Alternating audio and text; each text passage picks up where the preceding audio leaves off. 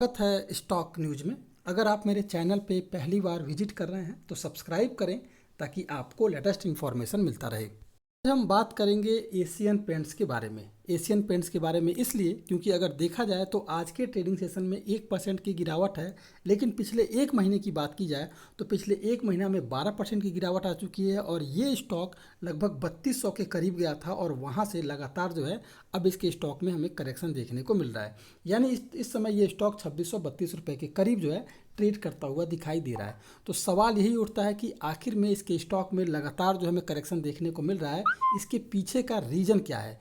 क्या ये लगातार स्टॉक और भी गिरावट आएगी? सपोर्ट क्या होगा, रेजिस्टेंस क्या होगा? इन सारी बातों पर आज हमारी चर्चा रहेगी। इससे पहले आपको बता दूं कि इस स्टॉक के साथ अगर आपके पास होल्डिंग है तो पैनिक होने की कोई ज़रूरत नहीं है, क्योंकि इसके स्टॉक में आपको अभी तेज़ी दिखाई देगी। क्यों तेज़ी दिखाई देगी, इस पर भी हम चर्चा करेंगे, लेकिन उससे पहले हम ये जान लेते हैं कि आखिर में जो गिरावट आ रही है, इस गिरावट के पीछे का कारण क्या है। अभी भी इसके स्टॉक में लगभग ये 3300 के करीब जो है आपको शॉर्ट टर्म में जाता हुआ दिखाई दे सकता है, लेकिन इससे पहले हम जान लेते हैं कि जो गिरावट आ रही है इसके पीछे का रीज़न क्या है। एशियन पेंट्स के स्टॉक में जो गिरावट आ रही है इसके पीछे दो रीज़न सबसे प्रमुख है। पहला जो रीज़न आ रहा है जिसके कारण कि एशियन पेंट्स के शेयर में, केवल एशियन पेंट्स के ही शेयर में नहीं, पेंट्स के जितनी भी कंपनियां हैं उन सभी के स्टॉक में आपको करेक्शन देखने को मिल रहा होगा। तो सबसे पहले अगर देखा जाए तो कच्चे तेल की कीमत जो है लगातार बढ़ रही है। इसका असर आपको एशियन पेंट्स और इस कैटेगरी की सभी शेयरों पर दिखाई दे रही होगी।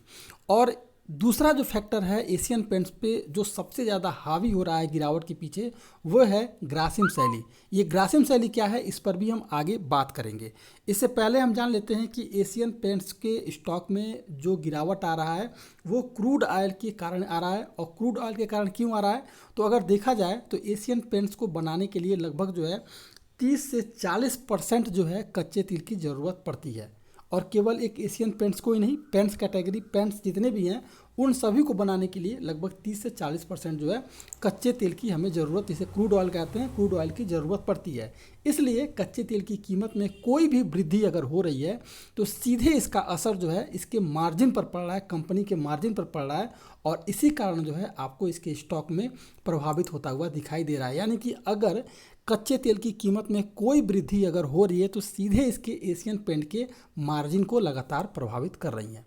पिछले हफ्ते आपको याद होगा कि पिछले हफ्ते अगर देखा जाए तो इस अंतर्राष्ट्रीय स्तर पर तेल की कीमत जो है 13 सप्ताह के उच्च स्तर के करीब जो है पहुंच गया था, जो अमेरिका जैसे प्रमुख खरीदारों की मजबूत मांग के कारण थी। और इसके अलावा देखा जाए कि कच्चे तेल की कीमत जो बढ़ी थी उसके पीछे का रीज़न ये भी था कि अगर आप देखेंगे तो रूस जो था, इस समय यूक्रेन और रूस के बीच लगातार युद्ध चल रहा है और रूस को सभी बाइकआउट किए हुए हैं, वहाँ से कोई भी सामान मंगा नहीं रहे हैं। तो रूस के निर्यात में गिरावट और चीन में मांग में कटौती के कारण जो है पिछले कुछ महीनों में कच्चे तेल की कीमत में तेज़ी आई है। ब्रेंट क्रूड का जो वायदा था वो लगभग $122 प्रति बैरल के करीब पहुंच रहा है। ये पहला फैक्टर है जिसके कारण कि एशियन पेंट के स्टॉक में आपको करेक्शन देखने को मिल रहा है। यानी कि कच्चे तेल का रेट जैसे जैसे बढ़ेगा, रूस पर जैसे जैसे प्रतिबंध लगेंगे और वहाँ से अगर तेल आना कम सप्लाई हो रही है तो इसका असर आपको पेंट्स कैटेगरी के जितने भी स्टॉक हैं उस पर दिखाई दे सकता है। दूसरा जो सबसे बड़ा फैक्टर निकल के सामने आ रहा है वो ये है ग्रेसम फैक्टर। ये ग्रेसम फैक्टर क्या है? ग्रासिम फैक्टर ये है कि आपको याद होगा कि आदित्य बिरला समूह की ग्रासिम इंडस्ट्री ने पिछले महीने जो है पेंट कारोबार में प्रवेश के लिए पूंजीगत व्यय को लगभग दोगुना कर दिया था और कहा था कि इस कंपनी को जो है हम रीस्ट्रक्चर करेंगे, कंपनी के जितने भी प्लांट हैं वहाँ पर लगभग 10,000 करोड़ का निवेश करेंगे और निवेश करके कंपनी को और भी बेहतरीन बनाएंगे। इसके जो सोर्सेस हैं, लोगों के पास जो पहुंच है, और वहां तक जो हम अब और थोड़ा सा डेवलप करेंगे अपने आप को। यह वित्त वर्ष 2024 के तिमाही में उत्पादन शुरू करने की भी योजना थी। इसके बाद जो है हालांकि कंपनी 10,000 करोड़ का निवेश कर रही है, जैसा कि कंपनी बता रही है कि कंपनी जो है लगभग 10,000 करोड़ का निवेश कर रही है, लेकिन सफलता की गारंटी इसमें बहुत कम है। ये एक सबसे बड़ा फैक्टर है कि कंपनी निवेश तो कर रही है लेकिन क्या उसकी सफलता होगी इस पर एक थोड़ी सी गारंटी कम है, क्योंकि ब्रांडिंग और डिस्ट्रीब्यूशन इसकी जो है योजना पर कोई स्पष्ट योजना नहीं है कि ब्रांडिंग किस तरह से करेगी, डिस्ट्रीब्यूशन किस तरह से करेगी, किस तरह का डिस्ट्रीब्यूटर अपने ग्राहकों तक लेके जाएगी। तो ये सब जो है थोड़ी सी एक कमी जो है सामने निकल के आ रही है। और इसके अलावा महत्वपूर्ण कैपेक्स को देखते हुए ग्रासिम आक्रामक रणनीति, जैसे कि हो सकता है कि एशियन पेंट्स के स्टॉक में एशियन पेंट्स के मूल्य में थोड़ी सी कमी कर दे, जो प्राइस इस समय मार्केट में है उससे थोड़ा सा कम कर दे, जिससे छोटी कंपनियां और इस कैटेगरी की जो भी कंपनियां हैं वो प्रभावित हो सकती हैं। लेकिन सबसे ज़्यादा जो प्रभावित है वो एशियन पेंट्स को भी खतरा मंडरा रहा है। भले इस कंपनी का रेवेन्यू बढ़ जाएगा, इसकी बिक्री बढ़ जाएगी, लेकिन जो है ये ऐसा नहीं कहा सकता है कि एशियन पेंट्स को जो है फ़ायदा हो सकता है। इसीलिए जो है एक डर बना हुआ है कि इसी कारण जो है इसके स्टॉक में हमें करेक्शन देखने को मिल रहा है। सवाल ये उठता है कि क्या एशियन पेंट्स के स्टॉक को हमें खरीदना चाहिए या नहीं खरीदना चाहिए। तो एक्सपर्ट की मानेंगे तो 37% ये उनका ये मानना है कि इस स्टॉक में खरीदारी की जा सकती है। ये स्टॉक लगभग अपने इस प्राइस से 3300 के करीब जो है जाता हुआ आपको शॉर्ट टर्म में दिखाई दे सकता है। जो निगेटिव जो बातें सामने आ रही है, अगर इनकम स्टेटमेंट की बात करें तो lower than industry revenue growth की बात करें तो जहां इस कैटेगरी की इंडस्ट्री का जो रेवेन्यू ग्रोथ है वो 6.76% है, वहीं एशियन पेंट्स की बात करें तो 5.97% के करीब है। अब इसके अलावा अगर देखा जाए डिक्रीजिंग मार्केट शेयर, यानी कि पिछले 5 साल की बात करें तो जहां मार्केट में अन्य कंपनियों की इस कैटेगरी की जो भी कंपनियां हैं उनका मार्केट शेयर लगातार बढ़ा है, 64.28% के करीब हुआ है, जबकि एशियन पेंट्स का जो मार्केट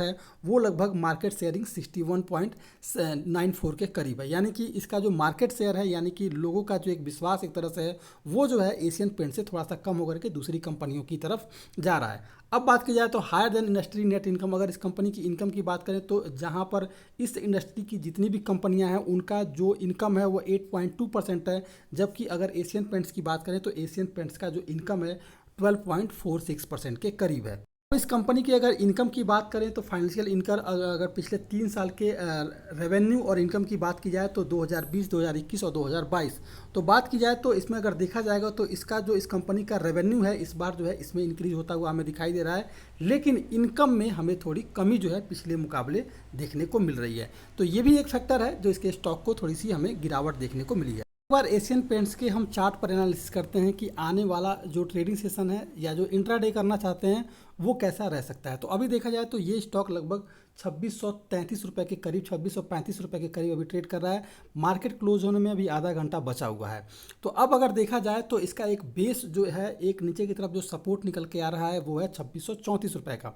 तो अगर आने वाले ट्रेडिंग सेशन में ये 2634 रुपये के ऊपर अगर ट्रेड करता है, क्योंकि 2634 रुपये इसका यही सपोर्ट कर रहा है और यहीं से इसके स्टॉक में अगर गिरावट आई भी है तो यहाँ से आपको तेजी देखने को मिला है।